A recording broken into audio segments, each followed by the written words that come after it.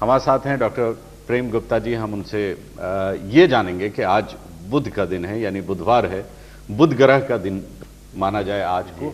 बुध की विशेषताओं पर तो अक्सर चर्चा होती रही है, लेकिन आपसे अभी तक नहीं जान पाए हैं कि बुध की विशेषताएं क्या क्या हैं और बुध ग्रह वैसे हम सबों के लिए, आम लोगों के लिए क्या महत्व रखता है। जहाँ तक नवग्रह के अंदर बुध ग्रह की बात है तो बुध ग्रह हम सब के लिए बड़ा लाभकारी सिद्ध होता है। बौद्धिक आधार पर जो हमें एक क्षमता मिलती है उसमें बुध का बड़ा ही हमें एक संबल प्रदान हमेशा रहता है। बुधवार आज है तो दिन तो अच्छा है ही, और कल चूँकि एकादशी थी और आने वाले कल नरसिंह जयंती है, तो इन दोनों के बीच जब बुधवार का दिन पड़ता है तो अपने आप में बड़ी बहुत अच्छा संयोग बनता है। यानी एकादशी का दिन जो कल था और कल जो नरसिंह जयंती आने वाली है, इन दोनों के बीच में बुधवार जब पड़ता है तो सब जातकों को, चाहे वो किसी भी राशि के हों, सबको विशेष लाभ रहता है। इसलिए बुध का दिन आज का हम अच्छा मानते हैं। चलिए, बुध का दिन आज अच्छा है और उसकी वजह क्या है ये भी आपके समझ में आ गई। लेकिन वैसे आमतौर पे बुध वो ग्रह है जिसके बारे में लोग कहते हैं कि बुध नपुंसक ग्रह है जी। लेकिन ये नपुंसक नहीं, बल्कि ये वो ग्रह है जो आपको फायदा इतना पहुंचाता है और किसी भी ग्रह के साथ बहुत ही आसानी के साथ जल हो जाता है। जी जी जी। तो इसलिए कहते हैं कि इसकी अपनी विशेषताएं बहुत कम है, बल्कि वो जिसके साथ होता है इतना सपोर्टिव हो जाता है कि वो उसे बहुत फायदा पहुंचा देता है। बिल्कुल सही कहा उसके जरिए। लेकिन आज बुध की विशेषता इसलिए भी ज्यादा है आज के दिन की, क्योंकि एकादशी कल थी और कल नरसिंह जयंती है और उसके बीच में बुध है।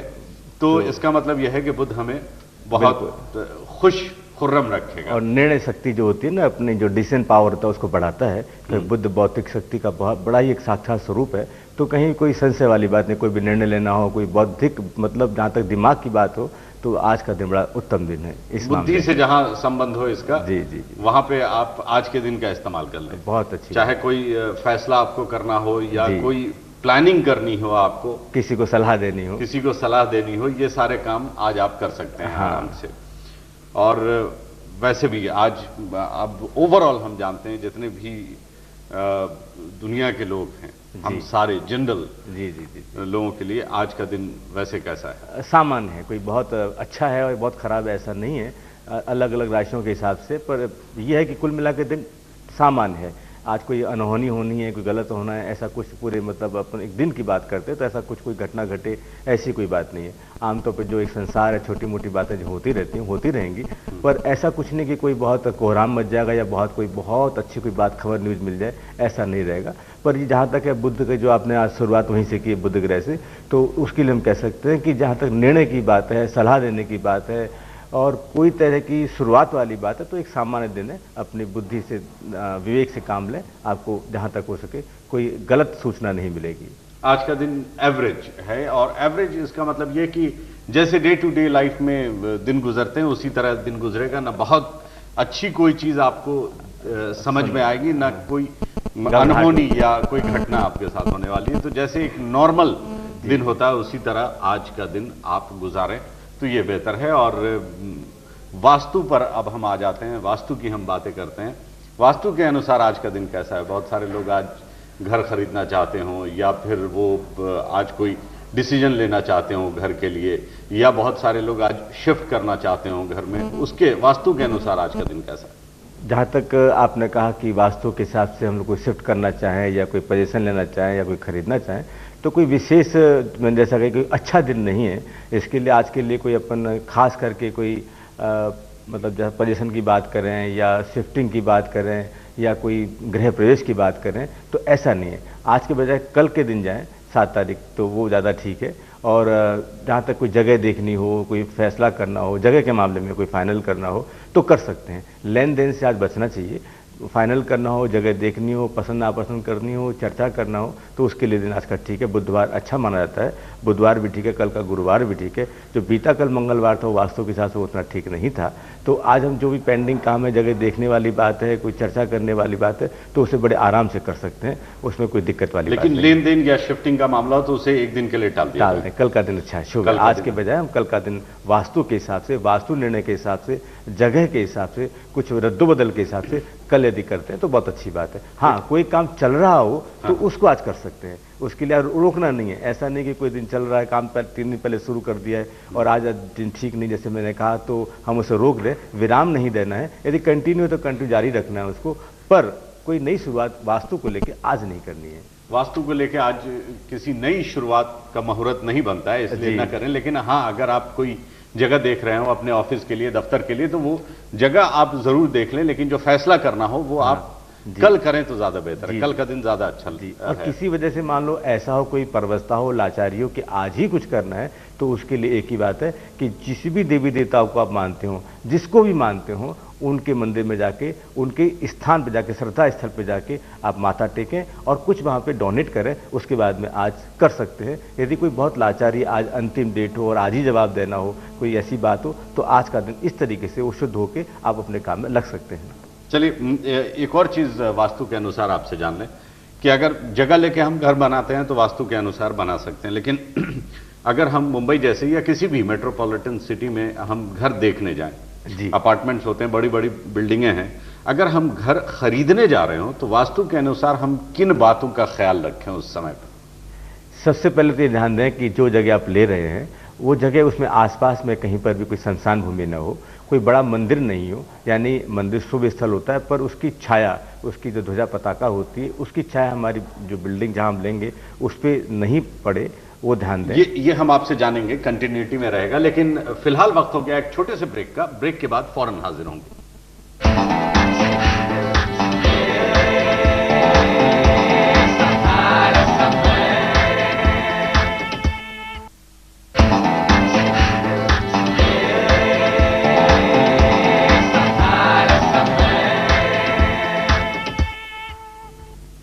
ब्रेक के बाद एक बार फिर आपका स्वागत है। हमारे साथ हैं डॉक्टर प्रेम गुप्ता जी, जो कि वास्तु एवं हस्तरेखा विशेषज्ञ हैं। हम उनसे ये बात कर रहे थे कि मेट्रोपॉलिटन सिटीज में जहां पर हम अपार्टमेंट्स में या बड़ी बड़ी इमारतों में घर लेने जाते हैं तो हम वास्तु के अनुसार किन बातों का ख्याल रख सकते हैं। आपने ये बताया कि शमशान भूमि ना हो पास में और मंदिर ना हो, कोई भव्य मंदिर ना हो। हाँ, कोई बड़ा मंदिर, वजह क्या? कोई बड़ा मंदिर नहीं हो, क्योंकि उसकी जो छाया पड़ती है उसकी ध्वजा की या उस मंदिर की अपनी बिल्डिंग में, तो वो शुभ नहीं होती है, उससे क्लेश बने रहते हैं। और तीसरी बात, कोई पुलिस चौकी नहीं हो, कोई अनैतिक धाम नहीं हो, यानी कोई बियर बार है या कोई क्लब वगैरह ऐसी कोई जगह नहीं हो, हॉस्पिटल नहीं हो, इस तरह की चीज़ें आसपास में नहीं हो तो वो देखें। साथ में ये भी ध्यान दें कि वो रोड एंड नहीं हो, हमारी बिल्डिंग उस रोड के अंत में नहीं हो, रोड आगे जाता हो तो उससे काफ़ी ठीक रहता है। ऐसा नहीं हो कि अपनी जो बिल्डिंग है वो रोड के अंत में स्थित हो, उससे बचना चाहिए। और फिर जैसे कि पिछली बारी मैं कह चुका हूँ कि प्रवेश करते समय न ध्यान देते हुए हम जब बाहर निकलें अपने प्लॉट से या अपनी बिल्डिंग से, अपने फ्लैट से, तो अपना जो मुंह हो वो ईस्ट की तरफ हो या उत्तर की तरफ हो, पूर्वामुखी हो या उत्तरामुखी जगह बहुत शुभ मानी जाती हैं। और उसके बाद अंदर की बातें जैसे मैंने पहले कह चुका हूँ, लेकिन मोटी मोटी बात ये ध्यान देनी है। अंदर हम इसलिए नहीं जा रहे हैं क्योंकि अंदर जो बना बनाया है वो तो आपको लेना ही है, उसमें चेंज नहीं कर सकते। लेकिन हाँ, ये जितनी चीजें हैं इस बात का आप ख्याल रख सकते हैं घर लेने से पहले कि उस बिल्डिंग के पास शमशान भूमि ना हो, भव्य मंदिर ना हो, हॉस्पिटल ना हो, रोड के एंड पे वो घर ना हो, जहां पे रास्ता बिल्कुल खत्म हो रहा हो वहां नहीं होना चाहिए। इन सारी चीजों का ख्याल आप रख सकते हैं। और जो सबसे अहम बात आपने बताई वो ये कि जब हम बिल्डिंग से बाहर निकले तो हमारा मुख यानी हमारे सामने ईस्ट की तरफ हम सामना कर रहे हैं, या नहीं तो उत्तर की तरफ उत्तर हमारा जो है वो मुंह होना चाहिए। बिल्कुल बिल्कुल, ये मोटी मोटी चीजें हैं जिसका ख्याल रखना चाहिए। एक बात और ये भी ध्यान रखें, जिस इमारत में हम अपना जगह फाइनल कर रहे हैं वो इमारत, वो बिल्डिंग दो बड़ी बिल्डिंगों के बीच में न हो। ऐसा नहीं हो कि अपने राइट में, लेफ्ट में कोई बड़े 2 टावर हैं और अपनी बिल्डिंग छोटी है तो वहाँ विकास नहीं होता है। तो ये भी ध्यान रखें कि अपनी 2 बड़ी बिल्डिंगों के बीच में अपनी बिल्डिंग छोटी न हो, बड़ी हो तो। हाँ, अगर 2 बड़े बड़े टावर्स हैं और उसके बीच में कोई बिल्डिंग है तो उसमें नहीं लेना चाहिए। बिल्कुल, कभी जीवन भर विकास नहीं होगा उस बिल्डिंग का, वहाँ के रहने वालों का। हमेशा हर काम में असफलता मिलेगी, जो चाहेंगे वो होगा ही नहीं। चाहे अंदर वास्तु से पूरी चीज बनी हो, ये भी ख्याल रखें, आपकी किचन, आपका बेडरूम, आपका पूजा घर बिल्कुल वास्तु के सिद्धांतों के अनुरूप हो, उसके बावजूद भी यदि दोनों तरफ कोई बड़ी इमारत है तो बात नहीं बनेगी। और एक बात और बता दें कि अपने मकान के सामने, मान लीजिए कि ईस्ट फेसिंग अपना मकान है और सामने पीपल का पेड़ है, तो फिर वहाँ भी विकास नहीं होता है, उन्नति नहीं होती है। कितने भी वास्तु के हिसाब से आपने जगह खरीदी हो, जो मैंने बातें बताई, उन बातों का ध्यान रखने के बावजूद भी यदि पीपल का पेड़ आपके पूर्व में इष्ट में आता है तो वो ठीक नहीं होता है। उस मकान का, वहाँ के रहने वालों का बिल्कुल भी उन्नति नहीं होती है। ये अनुभव सत्य है।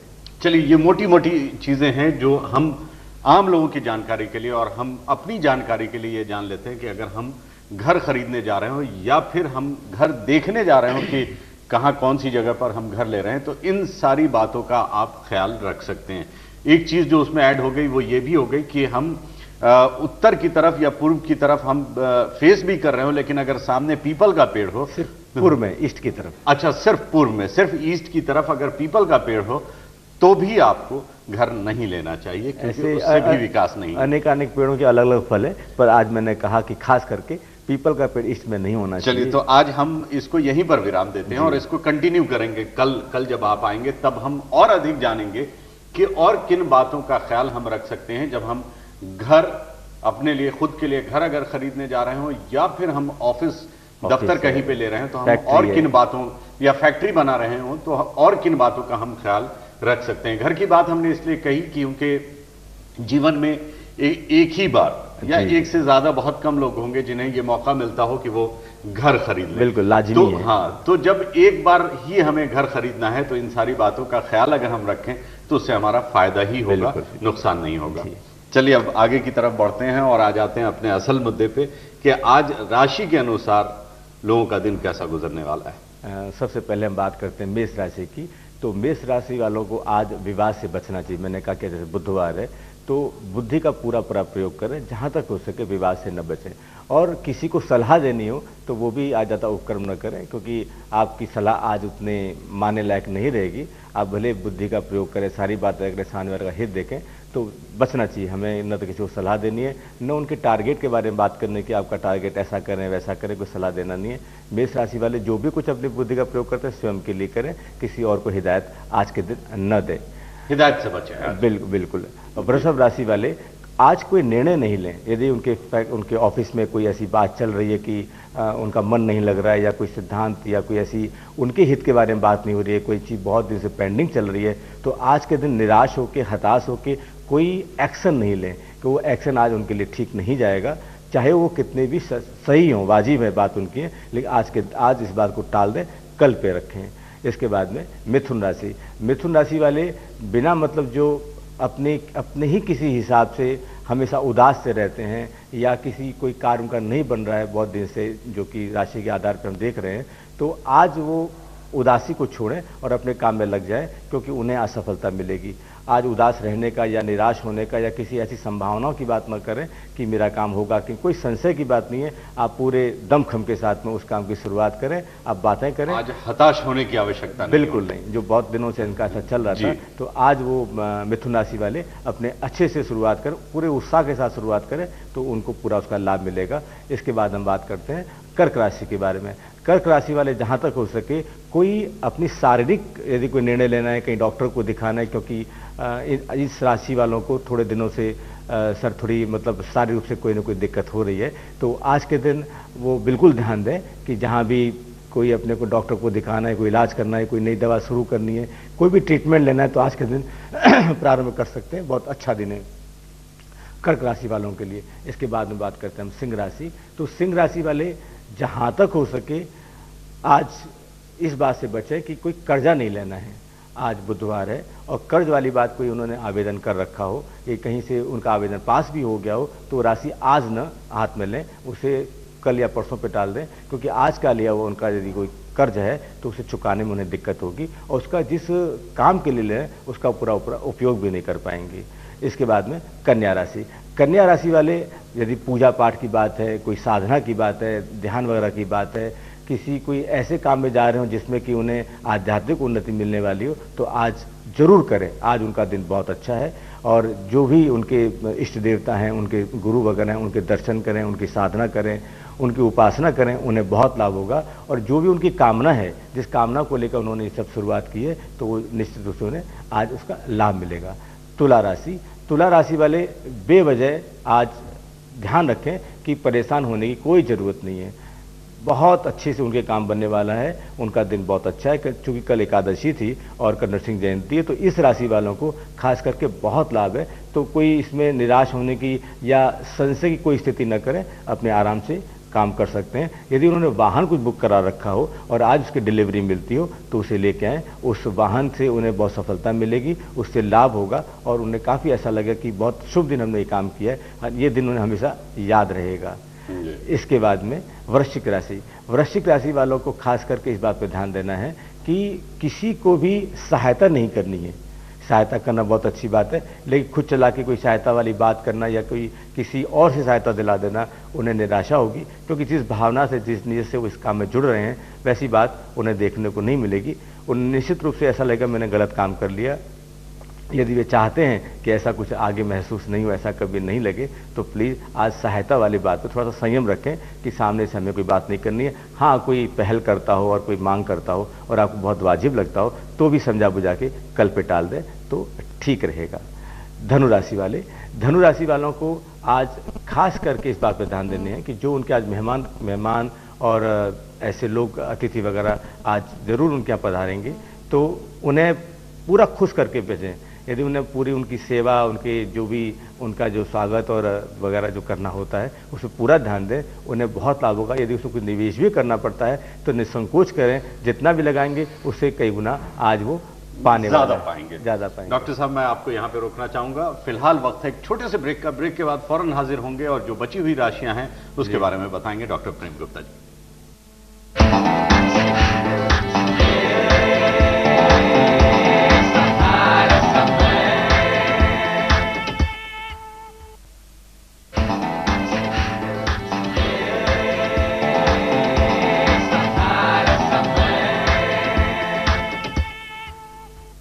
ब्रेक के बाद एक बार फिर आपका स्वागत है। डॉक्टर प्रेम गुप्ता जी हमारे साथ हैं और वो ये बता रहे थे कि राशि के अनुसार आज आपका दिन कैसा रहने वाला है। जी आगे। मकर राशि, आज उन्हें प्रोग्राम बनाना चाहिए, कहीं तीर्थ यात्रा करनी हो, कहीं घूमने फिरने जाना हो, बच्चों को ले जाना हो, मनोरंजन के बारे में यदि कुछ भी उन्हें प्लान करना हो, यदि उस पर कार्यान्वित करना है तो आज का दिन मकर राशि वालों के लिए बहुत अच्छा दिन है। उन्हें पूरा उसका आनंद मिलेगा और जो भी उसमें धन लगाया होगा वो भी ऐसा लगेगा कि हाँ सार्थक है आज के दिन। इसके बाद में कुंभ राशि, कुंभ राशि वाले जहाँ तक हो सके कोशिश करें कि ऋण नहीं लें आज। जैसे कि मैंने पहले भी एक राशि के लिए कहा था, तो आज यदि वो ऋण लेते हैं या तो कोई बड़ी अमाउंट लें, छोटी मोटी अमाउंट आज न लें। छोटी मोटी अमाउंट यदि लेते हैं तो कुछ भी काम भी नहीं है। कि कोई बड़ी अमाउंट यदि आज कुछ क्लिक होती है, उन्हें मिलता है तो जरूर लें। उससे ध्यान दें कि छोटी राशि का यदि कोई ऋण लेना हो तो नहीं लें, अपने सामर्थ्य के अनुसार। अब सबकी अपनी आवश्यकता होती है, तो कोई छोटी राशि नहीं लें। बड़ी राशि कोई मिलती हो तो आज जरूर लें, उसके लिए उन्हें ठीक रहेगा। मीन राशि वाले आज व्यापार पे बहुत ध्यान दें, अपनी नौकरी पे खूब ध्यान दें। आप बिल्कुल भी आलस्य न करें, आप अपने क्योंकि आपके साथ में गड़बड़ी चल रही है व्यापार को लेकर भी, नौकरी को लेकर भी। आपके जो कलीग हैं, आपके जो पार्टनर हैं, आपके जो ग्राहक हैं, बहुत दिनों से असंतुष्ट हैं। आप पूरा ध्यान दें क्योंकि आज का दिन बुधवार का दिन है, जैसे कि मैंने कहा कल एकादशी थी और कल नरसिंह जयंती है, और इसके बीच का दिन जो रहता है व्यापार वालों के लिए यदि कोई शुरुआत करनी हो, कोई गलत हो, कोई विसंगतियां हो अपने पूरे कार्यस्थल पे, तो आज ध्यान दें क्योंकि बहुत ज़रूरत है। तो उन्हें निश्चित रूप से सफलता मिलेगी और जिस काम में लगे हैं वो काम बिल्कुल सही ट्रैक पे आ जाएगा।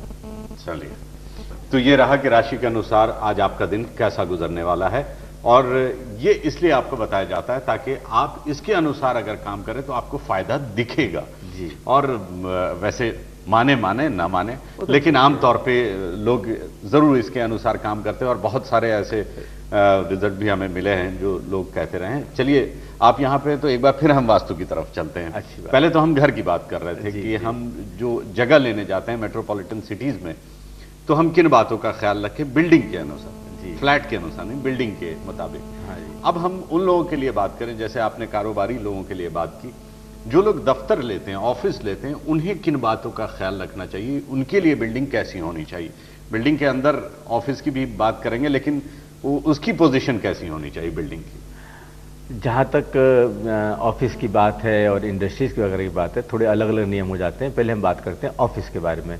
तो जहाँ हम जिस बिल्डिंग में ऑफिस ले रहे हैं वहाँ एक ख्याल रखें अच्छे ढंग से कि वो जो बिल्डर है जिससे आपने बिल्डिंग ली है वो कैसा है। यदि वो बदनाम जो बिल्डिंग जो जिसका पैसा लगा हुआ है, यदि वो ठीक नहीं है और आपने जगह लेते समय यदि आपको पेमेंट करते समय या जो उन्होंने वादे किए हैं, जो चीज़ की है देर से बेर की है, तो इसका मतलब कि वास्तु वहाँ का दूषित है। ये पक्का मान के चलें कि जिसने बिल्डिंग बनाई है वो कैसा बिल्डर है, क्योंकि कई बार ऐसा होता है कि बिल्डिंग जो बिल्डर होते हैं उनके जो नीयत होती है वो ठीक नहीं होती है, और वो भी वास्तु के हिसाब से होती है। तो हाँ, क्योंकि वास्तु का पूरा असर होता है, पूरा असर होता है। अच्छा। तो वो ध्यान रखें कि जिससे आप ले रहे हैं वो एक सफल बिल्डर है, और जो हमने बात की थी यदि वैसे ही सब चल रहा है हिसाब किताब, तो इसका मतलब है कि वो वहाँ पे हमें उस जगह ध्यान देना है।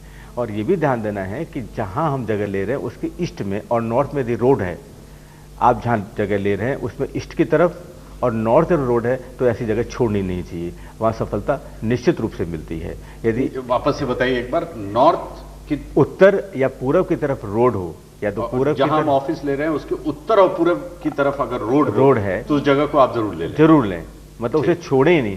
मैंने कहा कि पूरब या उत्तर, पूरब में हो या उत्तर में हो, यदि पूरब में भी है उत्तर में भी है, दोनों तरफ है, यानी ईशान कोण के प्लॉट पे आपकी बिल्डिंग स्थित है, तो सर वहां तो छक्के चौके लगने ही हैं, इसमें कोई भी रोक नहीं सकता है।